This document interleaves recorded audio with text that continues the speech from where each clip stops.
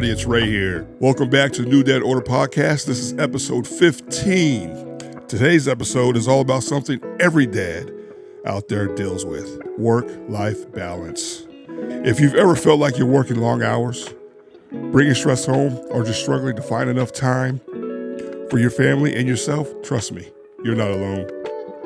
In this one, Parfait and I get real about our own stories, the mistakes we made, the boundaries we learned to set, and the simple routines that finally helped us show up better at home.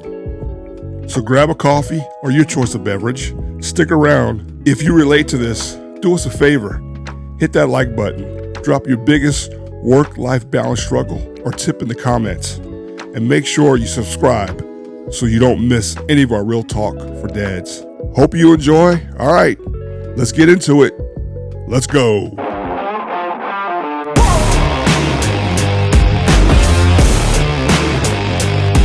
Welcome to the New Dad Order Podcast. My name is Ray. Got Parfait over there. How's it going, everybody? Ray, how are you doing today? It's a wonderful day. We're not going to talk about the weather. No, we're not going to talk about the weather. We'll jump right into part 2 of our topic number 2, right? Our 4 episode. Yeah. Let's jump right into that. So topic 1, we had we're doing identity crisis. So topic 1, from dating to dad. So that whole process, and now topic 2, after we become that dad, of the work-life balance that those things happen. Some personal sides of it, as well as just, I guess, an overall view of that work-life balance. Was there any particular moment whenever you realized that, okay, because your situation being unique, that you didn't just get married, but you're married and now you're dad? Did it take you a long transition period to be able to figure out all aspects, career, dad, kid? How long? I mean, we're still trying to figure it out. Hey, guys. Want to talk to you real quick about a product that is really great for recovery, that has just become a very vital part to me as I continue to age, and all these dads out there listening that are going through the same thing, that want to make sure that they can keep their energy level up and get that rest that they need. Thirdzy. Thirdzy's a product loaded with a bunch of things, which one thing it does not have is melatonin, so you won't be groggy in the morning. Check it out. Promo code NDO15 to get you a discount at checkout. You won't be disappointed. It'll help all your recovery to get you ready for the next day. Well, of course. I have a little cheat, though. So when I came here from up north, okay, I came down to work for a company because I was trying to get closer to home, which is in Texas, El Paso, Texas. So I left Buffalo, New York in 2001, and I got a job down here in New Orleans. And I worked there for a while. Then I discovered poker. Then I stopped working for a while. Then I met my wife. Okay. Met my wife, and I was just playing poker for a little while. And then she got pregnant. And I said, well, got to find a job, got to have insurance. So I was already in that world. Uh-huh. So I prayed on it and found a job pretty quickly with Frito-Lay. Found a job with Frito-Lay to be an ops manager. So I got into the workforce quickly because I knew I had to have that insurance. Yes. So boom. And it turned into, right away, 10 to 12-hour work days. That's some long days, especially whenever you're, you got a family now, too. Instant family. With a 3-year-old, a 5-year-old, and every other weekend we'd have our 13 or 14-year-old.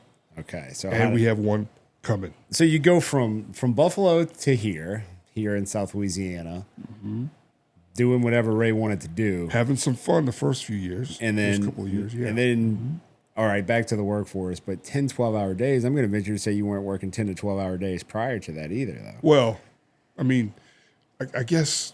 When I was playing poker, it didn't matter, right? Yeah. It doesn't matter. Yeah. But before that, no. No, not at all. So how overwhelming was that for you and for her? Because now, you're, raising kids, but you're only home literally half the day. How? In that moment, I didn't realize that. Uh-huh. But she understood what was the reason why. Gotcha. The reason, because, I'm supporting the family, right? So I met my wife at Harrah's. Okay. So she was a server. Oh, I didn't know that. Yeah, she was a server, and you know, in her situation, so she's going to home and back, home and back. So she finally moved out to Kenner. That's where I was staying, and so we started coexisting. So when I got that, then it was like, well, you're going to stay home and you're going to take care of the baby. I'm making more than enough to take care of us. But I wanted to do such a great job at work. You know, we talked about this before. I think we talked about this before in an episode or two ago, where I went to work every day afraid that I was going to do a bad job. Yeah, not that's good enough well, job. yeah, no, right? that's what we talked about. Where that right there for me right now. So, I mean, I'm not afraid of that, but so many people that I work with now are scared. It seems like their main motivation is to not lose their job, and I think that's an absolutely horrible way to live It is. every single day. And you're not the only person. I think unfortunately, it seems like there's a majority of people that go to work every single day with the fear that they're going to do their job so they don't lose it. But no, I mean, I don't. So from my standpoint, to be, where we always talk about, work-life balance and being now in corporate America, I can say that the CEO, she is very much a person that talks about work-life balance, and the company promotes that, and it's really great. I mean, we get specific things that happen that our company allows us to do is work half days during the summer. So from Memorial Day to Labor Day on Fridays, not every day, Fridays, we work half days. So however many hours it takes you to get, 4 hours, whatever, then that's 4 or 5 hours on the Friday, and then your weekend starts. And so like that right there is something, because I tried to balance out things as much as possible, but whenever, working, for myself essentially for so many years, I determined my own hours. There were certain days that were great because it was like 3 hours of work, everything's done. I'm like, hey, look, you need me, give me a call, leave the store in the hands of the person that, I placed in charge to begin with. And like, that's great. But then there were certain days where it was like, no, I was there for 12, 13 hours. Hurricane comes around. Guess what? Hurricane Ida came, and I opened the store every single day for 17 straight days. I was there at 5:30 in the morning till, I don't even know, till before it got dark.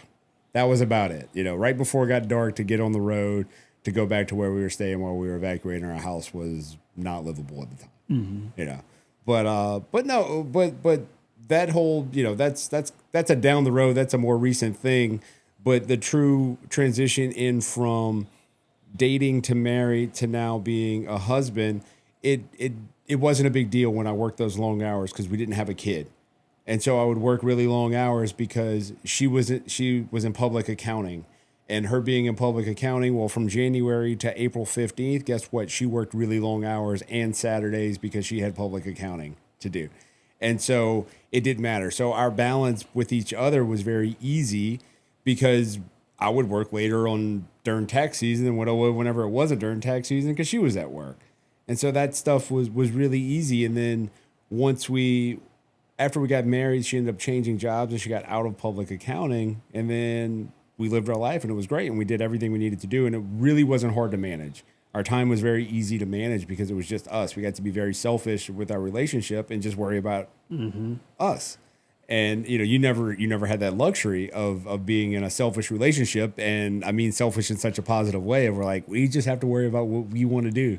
And that's it. As long as the other person's in on it, which is why we got married, because we have common interests. Mm-hmm. That was great. And then whenever the little dude came along, and it's like, okay, so now trying to find that whole balance point right there, like that right there was different because I got to be selfish and she was mine. And now it's like, well, she's not mine, but we got this little, like, I want him, and it's really hard. Like, I don't think that there's a true answer to it, but we figured it out through time of everything revolved around the kids. So that was our quality time spent together where we did it around the kids. So let me go back a couple of steps with you. Okay. So when I got back into the workforce, my nerves, so it was more because I knew what I should do, what I can do, what I was capable of. I knew that. But for some reason, because of the responsibility that was sitting on my back, I felt like that every day. So you said the same thing for the guys you currently work with. Is it similar situations, or is it just them? I don't know. Oh, you don't know. I don't know. And that's true. I mean, you don't know the burden that people bear, but being someone who was in charge and hired people to come to work, the one thing I wanted them to do was not come to work with fear of losing their job. I never threatened them to lose. I'm like, never threatened to lose their job, never rode them for it. And whenever I was told I was the mean boss, right? But it was always by the person who did the least amount of work. That said, because you were always like, hey, well, but not, and it's just giving them feedback. And it was very simple. It's like, hey, and do the same thing with my kid. Where it's like, oh, you're always telling me to do this. I'm like, hold on, time out. I'm always telling you to do what? This one specific thing? Yes. So you know what happens if you do that one specific thing? I never say it. Maybe we just do that one specific thing and then we move on with our life and then everybody's happy. Yeah. So I do that with him. I did that with employees as well. But the long hours, I think a lot of people fall into that trap of it's what we think we're supposed to do to show maximum effort. And I don't know if it's a try hard move, it's a necessary move.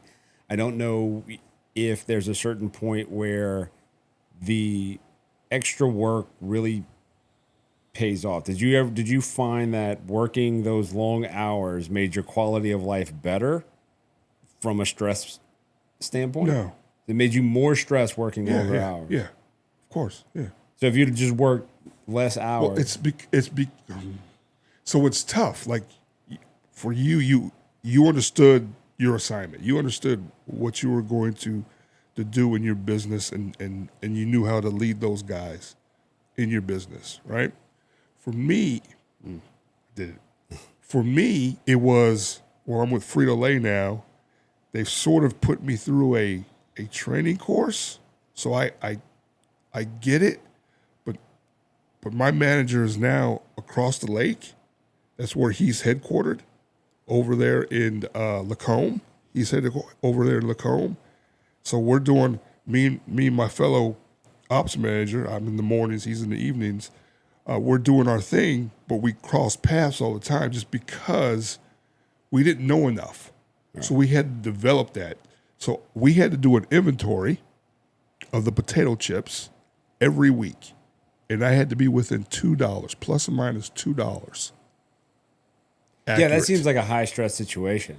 Yeah, bro. Well, how much stress did you carry over from? Because I think that's a huge part of it, where people carry over stress from the job. Did you carry? Do you carry currently? Did you carry stress from the time you left the office to the time you got home? When you got home, did you still carry that? That's a great question. I think there I did a little bit. And then I realized that I can't do that because I basically worked 6 days a week. Saturdays was inventory. Yeah. And I was there 6 a.m. until I figured out the inventory. So I could be there till 6 p.m. I could be there all day. These potato chips, $2, right? So no, I think I did take it home, and I think that's another issue when we're talking about this work-life balance is taking that stress home.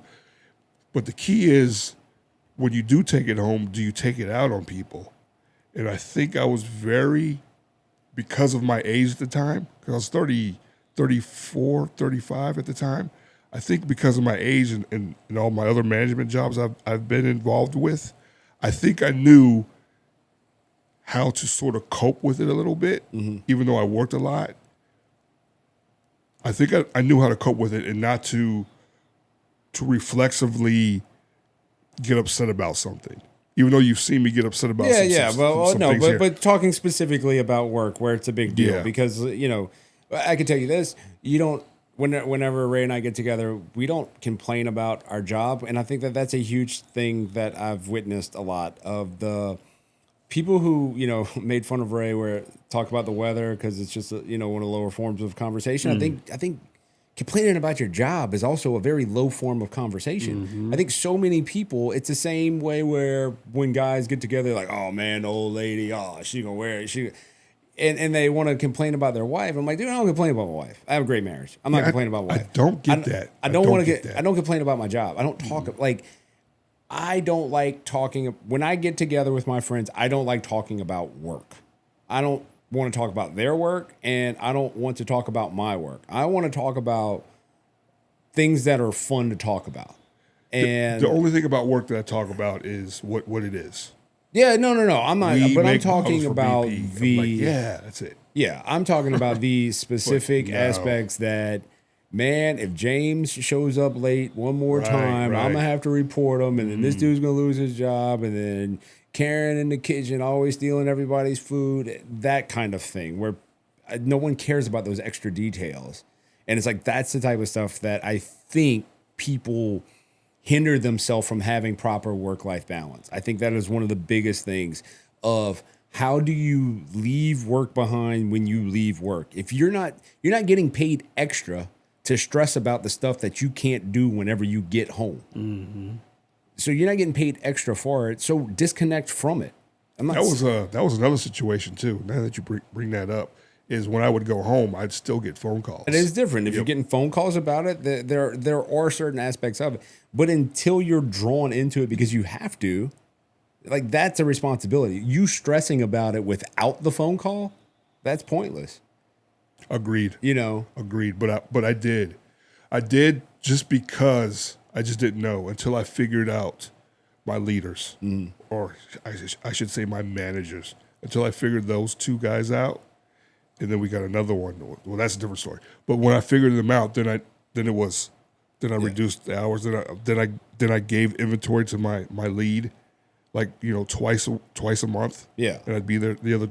So you find a way to delegate power and delegate responsibilities that still still on you to make sure it was done. But correct. You surround yourself with the right people, then everything gets a lot better in that situation.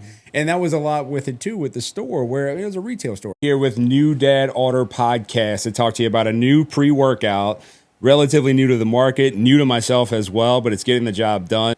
It's not loaded with caffeine like a lot of the other pre-workouts. So if that's what you're looking for, then this probably isn't the product. But it is based in nootropics, which actually helps brain function. So if you've ever deep dove into that, this is part of what that product has right here. Going to get you ready for the workout. I'm a 5 a.m.er. Like I said, I need it. A lot of flavors. Hit the link in the description. It'll take you to the website. You'll get a New Dad Order discount. Pick your flavor. Bunch of other products as well. They have canned energy drinks. So thanks for listening. Check out Dubby and get that workout. Dude, nowadays I tell people, I'm like, we're off of work we have like 17 or 18 company holidays with the company that I'm with now. It's crazy. Plus we have, 3 weeks vacation. I mean, we could literally take off the month of December if we wanted to, type thing. Like, there are people that do that with the company because of the PTO that they have. And is your PTO concurrent, or is it you have to use it within the year? No, 6 days carryover. What's that? Well, what do you timeout? Concurrent, meaning that you accrue. So you accrue it, yes, and it stays with you, and then if you don't use it, you don't get it anymore until you use it. Then it starts. No, we don't do that. Because like I get 4 weeks a year, and you got to use the 4 weeks up before. No, we don't. I know people that do that, and I think that's a great strategy by companies to avoid people holding on to hours. I think it's great because I think that's the type of. I think that forces some work-life balance. You have to take a day off. Yeah. You need to get out of here. You realize you haven't taken this many days off because you have this many days off to take. Yeah. Get out of here. Like, go. Like, do something fun for yourself. Yeah. And our company does it. We all went and eat lunch in Baton Rouge to celebrate the 10-year anniversary of the company with just, like 12 people from our division. They did that all across the United States. This company. Yeah. Everybody in the United States had the day off last Thursday to go do something, whether it be some people went Top Golf, some people went eat out, whatever it may have been. But it was encouraged to do this. And then, in fact, we're company holiday was Juneteenth, right? So the company had a holiday, like that's a federal holiday. So we have off, we had off of work for Juneteenth. Yeah, so my company we had off for the 10-year anniversary, and then we also had off for Juneteenth. Well, part of our 10-year anniversary thing was they were like, hey, you know what? We're going to give you off the Friday after Juneteenth. Have a 4-day weekend. Wow. I mean, almost all the employees are salaried in the company too. Yeah. And hey, have a 4-day weekend. So like they're not saving a bunch of payroll by giving us a day off, because sometimes companies can do that. But, to me that goes, and I say all that to say the fact that for 14 years, dude, you know how many days I had off? Like none. The store closed. Retail business, right? The store closed for 2 days out the year. We closed on Christmas Day and we closed on Easter. Yeah. And then after that, any other holiday, like Thanksgiving or, it was up to the girls or the cashiers, whoever the cashiers were at the time in the store, that, hey, like how many hours y'all want to work? Y'all want to work? And then someone like, yeah, well, we want to work. Because I'm like, I'm not going to take your money away from you. So if you want to work, we will open the store. And they're like, yeah, we want to work. I was like, all right, how many of y'all want to work? 3 of us want to work. Cool. Y'all decide. Somebody open. The other 2 come in at this time. We're closed at 5. That's great. And then like they would, and that was the type of stuff that led me to have good employees, because I let them determine those types of things. Yeah. I was like, if I have to make the decision, like we're going to be open this day, and then, but I'll either decide or y'all decide. And then whoever volunteered usually got like extra $50 on their check, and then they didn't even know it was coming. But like I said, I didn't have days off. And whenever something happened at the store, dude, cars ran through the store like way too many times in life. And I get a phone call at, 2:30 in the morning, the store's closed, some drunk guy bringing his car into the store. Guess what? I'm out of bed, riding to the store and getting plywood, drill, cleaning stuff up. And I'm there till 6 o'clock in the morning. And then the glass company comes and boards up. And then I'm like, all right, well, I'm here now. So let me just get all the work done. Yeah. And then I'd leave. And then, at noon, but I was there for 12 hours. Yeah. Type thing, doing work because of the situation. So now, no, I think I did the best I could to have work-life balance whenever, in a retail store. And then now knowing that no one has to answer, I don't have to provide a bunch of answers for people like I did in the past. And my role has changed, that I'm like, no, I'm going to take advantage of my days off. And for carrying over that stress, for me, it was the ride home, where I had like a 30-minute drive, 30-minute drive home each day. And that was my decompression. I wasn't going to come home and complain about work to my wife. That's good, yeah. So that was my time to decompress, listen to sports talk, listen to comedy podcasts, listen to music, or if the top was off the Jeep, nothing on, and just listen to the wind on the way home type thing. And that was it. I decompressed for those 30 minutes, whatever the drive took me. And I showed up and I was home and I was happy to see my wife, happy to see my kid. And like life was good. And it didn't carry it over. Yeah, I was fortunate that way myself. The wife would have the food ready. The kids would say their hellos because it was getting close to them going to bed. Bedtime was 7, 8 o'clock. And then I got to decompress by playing video games. By playing video games. So I think that helped also. And the fact that my wife wasn't like, be with me now. Right. Come from that to be with me now. She didn't need that all the time. No, you being home was a peace of mind. Oh yeah, huge peace of mind. And you talk about retail. Frito-Lay was retail. FedEx before that was retail. So we would work those holidays. Yes. So when I got to another job, a job that didn't work those holidays, it was weird. Yeah. It was like, no, extremely weird. We get this day off. Yeah. And they're like, yeah. I'm like, oh, okay. Yeah. So opposed really to Frito-Lay, because with the convenience store, I dealt with Frito-Lay. I got my driver saw me on Monday. I got my order on Wednesday for every single year that I was at that store. Yeah. And it was, hey, Thanksgiving time, just all these store holidays where there's so much more foot traffic was like extra hours for those guys to be on the truck, where they had to be there to get product because they were going to sell out because of 4th of July is coming. So yeah. what do you buy at the store? You buy chips, you buy, so it starts to wear on, those guys as well. But no, establishing a work-life balance is such a cliche, but it is something that is very necessary, because I think it's very easy whenever you start your career to consume yourself with it, like you should, because you're goal-oriented, and that's the proper way to do it. And then as you establish your role and set your goals moving forward in the company, of understanding that the people above you, they may work more than 40 hours, but how many hours are they working, and what are they dedicating their time to, and time delegation and time management, and just being there doesn't mean you're productive. And I think a lot of people fall into that trap where, well, if I work all these hours, then they're going to see me work. And I'm like, no, you're working all these hours, but are you doing work, or are you just there? Yeah. And trying to do that, and finding a way to make sure that I could decompress to enjoy everything. And then as my little dude's gotten older, and we play sports, well, that's part of my work-life balance. Work, when I'm with him, like, that's it. Like, I'm not focused on work, not saying that I'm neglecting a responsibility. If something has to be done for work, it has to be done. But we make sure we get it done so we can enjoy the other part. And I think that's the thing. I don't stress myself out about the work that I need to get done. No, let's get it done and then enjoy the other side. And if we can't get it done, then we're going to just have to sometimes take the L and miss something until it gets done. Yeah. So, which is part of it. You got to miss things in life. Work does call. You do. So here's a question. What boundaries have you had to create or struggle to keep? Here's something that I've done recently, because I'm pretty good at this job, or it's probably going to be until they decide to get rid of the role. Yeah. I've told the people that order from us, I leave at 4 or 5.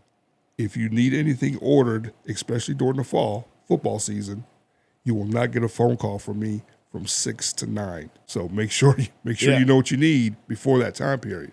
So that kind of boundary at work, that's what I've set at work, and I've also set that for myself personally. What kind of boundaries have you had to set, or do you have to set any kind of boundaries? Not just work-wise, but also maybe within the family when it comes to work. No, I think I've had enough time in life to where I had so much responsibility, right, for so many years, that I had to figure out a way to set the boundary, I guess you would say, as you're saying, like, I had to figure out a way to where now I have no issue with it. But for so many years where it was payroll tax, it was taking care of sales tax. It was, balancing, going through the bank statements, making sure that payments were right for vendors that owed us rebates, and just every single thing. There were so many overwhelming factors that I had so many years to filter out the process to make it very easy to where I didn't have to jam everything into a day, that I've gotten very good at understanding what I need to do in order to successfully finish my day for the day of work. So you set like some time boundaries. Yeah, but I didn't in the beginning. I got you. But I had to figure out a way once I got married to not just always worry about what was going on at the store. And then once we had Luke, I had to figure out a way, okay, like I'd already figured it out a good bit, but it still didn't matter, because if I needed to stay late at work, I just stayed late at work. But then once we had Luke, I'm like, well, I don't want to miss out on anything. So now I need to reconfigure the way I do things with my own time. Luckily, I took a role with a company where I get to set my own hours. Yeah. I work out of my house and I get to set my own hours, which means my work-life balance aspect too, which is great. I get to bring him to school every single day. I get to pick him up from school every single day. And I get to do all my work in the middle of that. So I don't take a lunch hour, right? Not because I just don't. I don't stop and eat. I consume what I need to consume. And he's out of school at 3:00, and I pick him up from school. And, by that point, I figured it out. Like, I figured out a way to make it work. Eat a really big breakfast, feed him breakfast, get him to school, boom, start my work day. That's it. Drop him off at school, and then I'm off to work. And I do everything I have to do for that day, and I can be done by 3:00, and then pick him up, and then we come back home, and we hang out, and then we go to practice. So, and I think just understanding structure. I'm a routine person, and I think that routine helps work-life balance. And I say that because it's the thing that's worked for me. But I think developing a routine, if possible, as far as a time schedule of these things are going to happen like this. Like I said, and of course, there's some exceptions where, I got to call my buddy. I'm like, hey, man, can you pick Luke up from school? I got stuck. I'm 2 hours away from the house right now. Yeah. The thing is, like, you have that job, a salary job. Sales, right? More sales than anything? It's more not Ops, really maybe? sales. It's Maybe operations. Yeah. So I'm in a salary role as well. Yeah. And my boss always said, be at work by this time, get your 8 to whatever in, and then you're good to go. Of course, he wasn't sitting on the camera watching if I came in at that time, right? You're a big boy. So, let's get work done. Yeah. So there's going to be different jobs for different people. So they just need to understand those boundaries. They understand what the expectation is. Yeah, so if you're a nurse and you're in the medical field, it's totally different. Like, that's a huge variable. Like the medical field, that's a huge or variable. the plants. We have a lot of friends that work at plants. They know the shift work. They understand that you got to clock in at a certain time. Plus or minus 5 minutes or 2 minutes, whatever it may be. You got to be in at a certain time, and this is what you got to do. Just understanding that. And try not to bring it home, but take what you know from your job, understand the boundaries, understand the expectations, and don't bring it home. Yeah, decompression. I think that's a huge factor in it. But did we solve all the ways to have work-life balance? No, but we have talked about some things that took us on our journey to putting us in a place where we now actually can confidently say that we do have a work-life balance. Took 20 plus years to probably get there, but this is the part where it really matters in life, where you can start to enjoy, I'm not going to say the backside, but you can start to enjoy the finer things of what that balance allows you to have. And ultimately, the one thing you can't get back is time. So whenever you can, start to really allocate your time in a way that feels really special, because it involves your family and your friends and the things that you enjoy doing with those people, then I think you really unlock some stuff. So, Agreed. Agreed. So that was, we'll go in. We have topic number 3, where we'll talk about rediscovering ourselves. So dating to dad, some work-life balance where we establish our careers, and then now that we are a dad and we had those careers established, how do we start to feel like a dude like we once were whenever we were single, and quit your job to play poker type stuff. But we appreciate everybody for joining us. Make sure you hit the like button, hit the subscribe button, drop us a comment below. And until next time, we'll see you on New Dad Order.